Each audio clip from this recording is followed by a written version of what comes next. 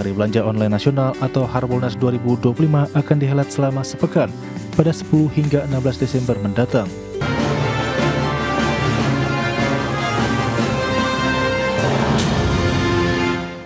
Ya, pemerintah menargetkan transaksi Hari Belanja Online Nasional atau Harbolnas tahun 2025 meningkat sekitar 10% dibandingkan dengan tahun lalu menjadi 35 triliun rupiah. Harbolnas 2025 pun ditargetkan menjadi momentum strategis untuk mendorong peningkatan daya beli masyarakat. Hari Belanja Online Nasional atau Harbolnas 2025 akan dihelat selama sepekan pada 10 hingga 16 Desember mendatang. Pemerintah pun optimis realisasi pertumbuhan ekonomi sebesar 5,04% di kuartal 3 2025 akan mampu mendorong kenaikan transaksi pada Harbolnas 2025. Menteri Koordinator Bidang Perekonomian Erlangga Hartarto mengatakan, pemerintah berkomitmen untuk mendukung pelaksanaan Harbolnas untuk mendorong pertumbuhan ekonomi, di mana selama lebih dari 1 dekade Harbolnas telah terbukti efektif dalam mendorong aktivitas belanja digital. Erlangga memaparkan pada tahun 2024 lalu program Harbolnas mencatat transaksi 31,2 triliun rupiah dengan kontribusi produk lokal sebesar 16,1 triliun rupiah atau 51,6%. Dan pada tahun 2025 ini Harbolnas menargetkan peningkatan transaksi setidaknya 10% dibandingkan tahun lalu, yakni sebesar 35 triliun rupiah yang diharapkan mampu mendorong partisipasi 1.000 lebih pelaku UMKM. Selaras dengan itu, Menteri Perdagangan Budi Santoso menegaskan komitmen Kementerian Perdagangan dalam mendorong peningkatan ekonomi bagi para pelaku usaha. Budi menyebut Harbolnas 2025 menjadi momentum strategis untuk mendorong peningkatan daya beli masyarakat. Berbagai sumber, IDXNO. Ya, pemirsa, untuk membahas tema kita kali ini, Harbolnas 2025 momen dongkrak konsumsi akhir tahun, kita sudah tersambung melalui Zoom bersama dengan Bapak Budi Primawan, Sekjen Asosiasi E-Commerce Indonesia, kemudian juga Mas Desar Sandikapura, Ketua Umum Indonesia Digital Empowering Community. Langsung saja kita sapa ini. Halo, Pak Budi, apa kabar?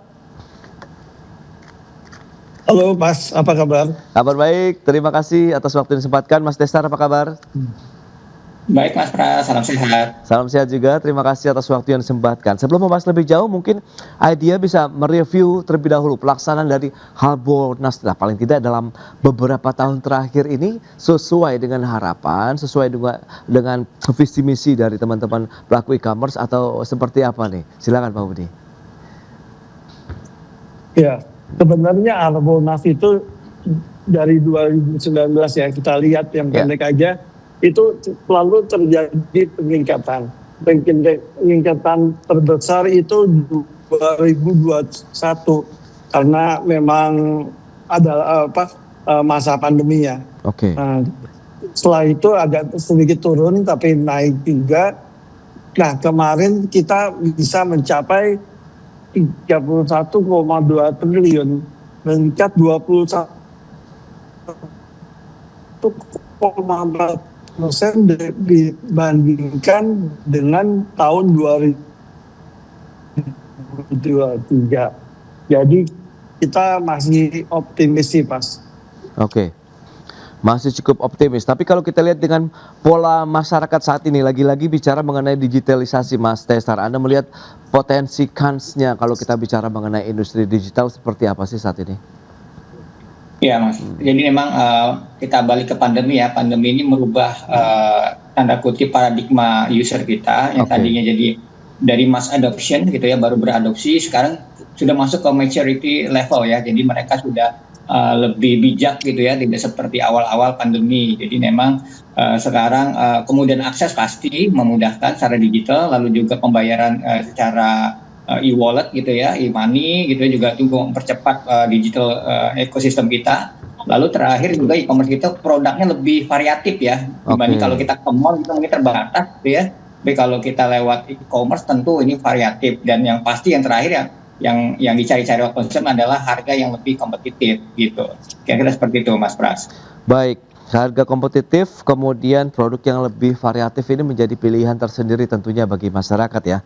Nah, kalau kita lihat dengan peningkatan-peningkatan yang seperti sudah disampaikan oleh Pak Budi, tadi ada 21% ya dibandingkan dengan tahun 2023. Nah, sebenarnya apa strategi yang sudah diterapkan selama ini sehingga peningkatannya terjadi signifikan, atau Anda melihat memang karena pola belanja masyarakat yang sudah terbentuk begitu, dalam artian seperti yang sudah disampaikan Pak Tesar begitu, sudah ada peralihan lah pola belanja masyarakat dari yang sebelumnya mungkin offline sekarang lebih senang ataupun menikmati yang online begitu Pak Budi?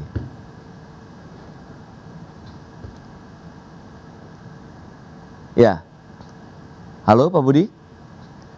Ya, sepertinya ada gangguan sinyal kah? Kita sudah Ya. terbiasa Baik, sepertinya ada gangguan komunikasi begitu, nanti kita akan lanjutkan di segmen berikutnya. Pak Tesar, Pak Budi, kita akan jeda dulu sebentar ya. Baik pemirsa, jangan beranjak dari tempat Anda, kami akan segera kembali sesaat lagi. Ya, Anda masih menyaksikan Market Review pemirsa. Berikut ini kembali kami sampaikan data untuk Anda. Kita akan cermati bersama bagaimana dengan nilai transaksi di sepanjang periode Harbolnas. Begitu kita akan lihat bagaimana periodenya dari tahun 2018-2019 sampai dengan 2024 dan proyeksi di tahun depan 2025. Trennya naik terus. Kita lihat di tahun 2024 31,2 triliun rupiah. Seperti yang sudah disampaikan oleh Pak Budi tadi, memang mengalami peningkatan dibandingkan dengan tahun sebelumnya dan trennya melonjak terus sampai dengan target di tahun depan 35 triliun rupiah untuk nilai transaksi Harbolnas sendiri. Nah, bagaimana dengan nilai transaksi dari e-commerce-nya? Nah, ini dia. E-commerce di tahun 2023 ada sekitar 59 miliar dolar Amerika Serikat. Di tahun berikutnya kita lihat 2024 62 miliar dolar. Tahun 2025 ini proyeksinya bisa mencapai 71 miliar dolar dan di tahun depan diharapkan ataupun mungkin potensinya bisa dikatakan begitu nilai transaksi brutonya 140 miliar dolar Amerika Serikat. Ini suatu peningkatan yang signifikan kalau kita lihat trennya e-commerce, kemudian bagaimana juga setelah transaksi Harbolnas begitu di Indonesia. Selanjutnya, untuk proyeksi barang dengan belanja terbesar e-commerce di tahun 2025 ini akan seperti apa? Ya, ini dia. Barang-barang yang banyak diburu oleh masyarakat pada saat mereka belanja e-commerce ya di tahun 2025. Ada makanan begitu, ada sekitar 13 miliar dolar Amerika Serikat. Kemudian fashion 10,1 miliar dolar Amerika Serikat. Elektronik 4,83 miliar. Kemudian ada kebutuhan rumah tangga 2,91 miliar dan perangkat keras 2,59 miliar dolar Amerika Serikat. Ini dia beberapa barang ataupun produk yang diburu oleh masyarakat pada saat mereka belanja e-commerce ya. Baik, kita akan lanjutkan kembali perbincangan bersama dengan narasumber kita kali ini, Pak Budi Primawan, Sekjen Asosiasi Commerce Indonesia, kemudian Mas Tesar Sandikapura, Ketua Umum Indonesia Digital Empowering Community. Baik, ya dengan beberapa data dan informasi tadi yang sudah disampaikan, apa yang bisa kita cermati Pak Budi? Trennya luar biasa sekali dari sisi nilainya begitu ya, baik di Indonesia maupun kalau kita lihat global pun tidak jauh berbeda tren untuk belanja online. Nah, bagaimana ini bisa dioptimalkan lagi oleh pelaku e-commerce di Indonesia begitu untuk bisa mendorong lebih jauh lagi targetnya 35 triliun tahun depan? Ya, sebenarnya e-commerce itu bukan hanya marketplace first, tapi semua belanja elektronik melalui sistem elektronik. Yep. Jadi ada GoFood, ada GrabFood, ada Traveloka juga. Semua belanja melalui sistem elektronik. Ya. Di samping 4 marketplace yang biasa kita temui ya, Lazada, Shopee, Blibli dan TikTok, Tokopedia. Jadi jumlahnya sangat. Itu di luar pembelian dari market lain, misalnya Facebook Market, WhatsApp dan lain-lain. Jadi jumlahnya sangat besar dalam menuju Harbolnas ini, gitu. Oke, nah dengan kondisi seperti ini Pak Tesar, apa yang bisa kita optimalkan juga kalau kita bicara mengenai masyarakat digital saat ini? Nah, Anda melihat konsumsi masyarakat ini di bagian mana? Masyarakat tingkat mana yang memang sekarang paling hobi sih belanja online begitu, Mas Tesar? Iya, jadi memang sekarang mulai bergeser ya kaum Gen Z gitu ya, mungkin Alpha juga gitu ya sudah mulai menggunakan e-wallet dari orang tuanya gitu ya. Jadi memang lifestyle ini sudah masuk ke anak-anak muda gitu ya. Dan juga bukan hanya tadi Pak Budi bilang bukan hanya di marketplace juga ya. Sekarang juga mulai masuk ke social commerce gitu ya. Jadi seperti TikTok Shop gitu ya dan lain-lain itu ya yang menggunakan live streaming itu juga sekarang mulai digemari oleh kaum muda. Cuman juga harus kita perhatikan gitu ya masalah literasi digital ini Mas Pras gitu ya. Jangan sampai anak-anak muda ini tanda kutip terlalu konsumtif gitu ya sehingga mereka menggunakan payment mungkin pay later gitu ya sehingga nanti mereka tergerus ya terhadap pinjaman-pinjaman yang mungkin harusnya tidak mereka alami seperti itu Mas Pras. Ya, dari aneka produk yang ditawarkan itu menjadi salah satu kelebihan ya kalau kita lihat bisa belanja online begitu dengan platform yang banyak sekali, bahkan kita bisa memilih dan membeli apapun ada semua di situ. Nah, bagaimana Pak Budi Anda bisa melihat bahwa preferensi masyarakat itu sekarang samakah atau mulai bergeser nih kalau kita lihat jenis-jenis produk yang mereka buru atau ya sama makanan, fashion itu yang menjadi hal yang utama begitu. Ya, silakan Pak Budi.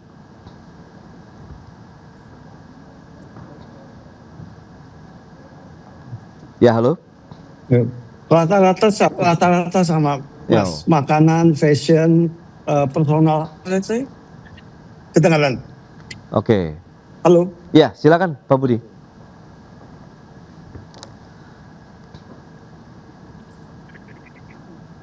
Ya. Kedengaran ya suara saya? Ya, sudah terdengar Pak. Halo. Ya, silakan Pak Budi. Sebenarnya sama Mas. Makanan, fashion, alat elektronik dan lain sebagainya. Itu cuma modal yang sama seperti yang tahun-tahun sebelumnya. Nah, makanan sendiri bisa dari makanan siap saji, makanan lewat GoFood atau GrabFood dan service food maupun makanan yang bisa dikirim oleh e-commerce. Dan kita akan sama seperti itu. Sama satu lagi personal health itu juga makin banyak digemari oleh orang dalam belanja online. Oke, produk semua rata-rata sudah buatan Indonesia atau bagaimana Pak Budi untuk yang dijual e-commerce saat ini Pak? Nah, nanti dari Harbolnas ini bagian pertama itu produk Indonesia aja dia. Nah, produk Indonesia udah banyak makanan seperti makanan ya. Sebagian besar itu produk Indonesia yang dijual adalah produk Indonesia. Begitu juga dengan personal dan kecantikan gitu. Sebagian besar produk Indonesia. Kalau produk asing tentu masih ada, tapi lebih banyak yang Indonesia. Baik, nah Pak Tester, lantas bagaimana Anda melihat perkembangan ekosistem belanja online ini bisa ditransmisikan untuk pertumbuhan nilai belanja ya produk-produk Indonesia, kemudian tentunya produsen-produsen lokal UMKM misalnya, bagi yang diharapkan memang itu menjadi salah satu ya penopang ekonomi Indonesia, kemudian bisa meningkatkan bagaimana kemampuan kesejahteraan masyarakat, karena kita tahu kan sektor informal juga nih yang sekarang mendominasi dunia kerja saat ini begitu Mas Tester.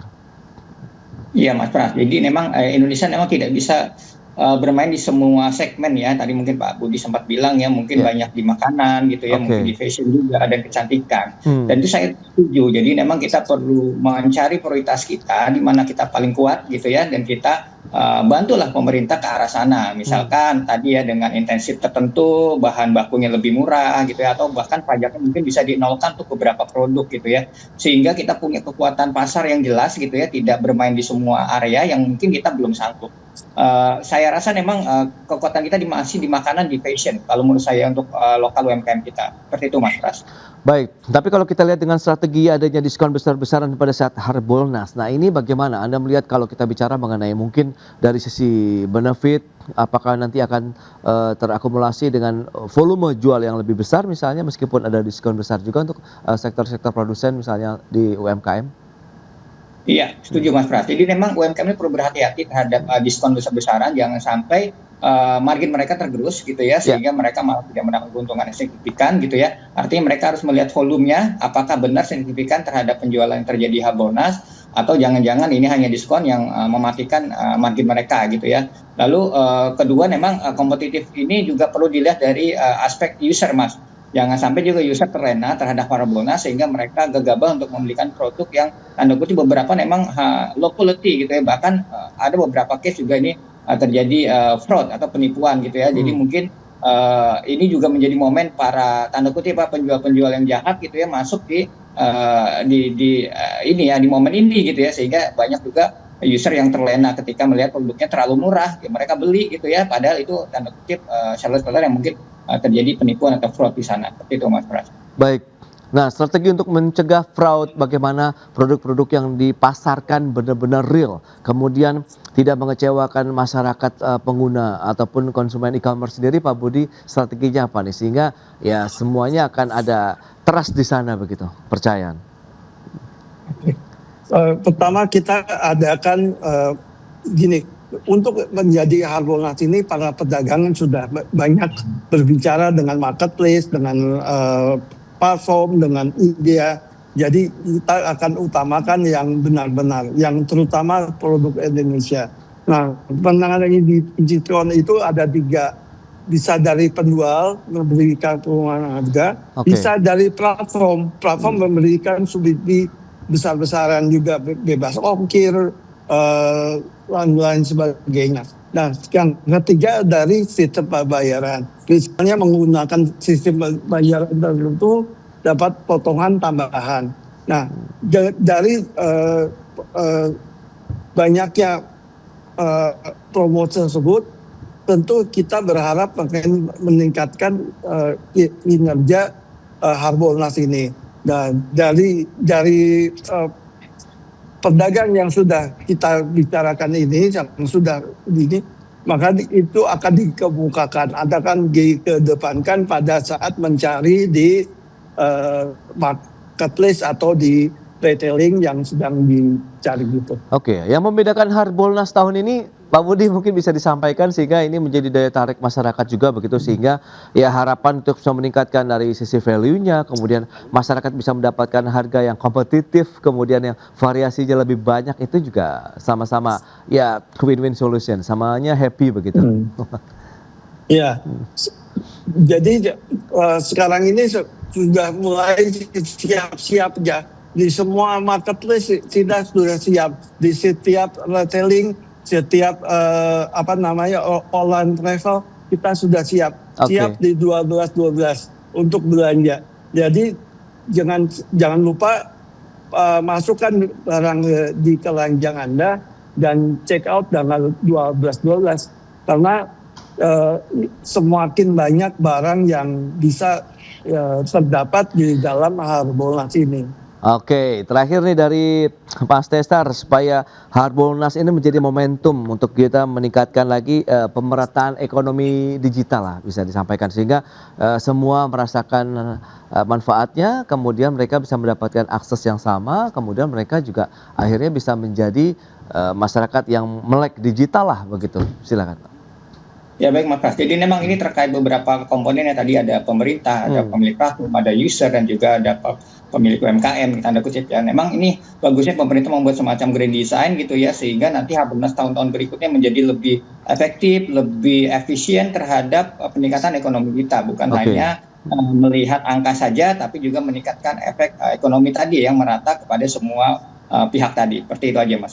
Baik, itu dia, berarti memang harus melibatkan banyak pihak ya, baik dari sisi pemerintahnya, kemudian pelaku usaha e-commerce, masyarakatnya pun semuanya harus saling mendukung. Kemudian juga bagaimana literasinya masyarakat juga yang harus terus menerus begitu, tidak sampai bosan-bosannya yang mengingatkan kepada masyarakat bahwa memang ini digital tapi kita harus tetap hati-hati begitu. Baik, kemudian Pak Budi, Mas Testa, terima kasih banyak atas informasi update yang sudah diberikan kepada pemirsa pada hari ini. Sukses untuk Harbolnas di tahun 2025 ini. Selamat melanjutkan aktivitas Anda kembali. Salam sehat, sampai berjumpa kembali Mas Desar, Pak Budi, terima kasih. Salam sehat.